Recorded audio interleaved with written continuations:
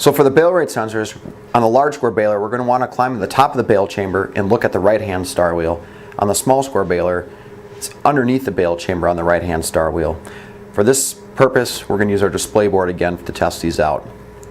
So the first thing we're going to notice on these bale rate sensors is that there's two of them. And these yellow heads are the actual sensors themselves. And what can happen if you bale up a rock or get loose twine and these sensor heads are sheared off, the bale rate sensors are not going to work. Another thing to take a look at is the integrity of the harness to make sure that there's a good connection in the back of the sensor as well. Each one of these harnesses, there is a front and a back labeled on these. As you can see here, make sure that the front is to the front and the back is to the back. Pretty self-explanatory. And a certain way to make sure that these are working is there's the little LED lights located on these bale rate sensors.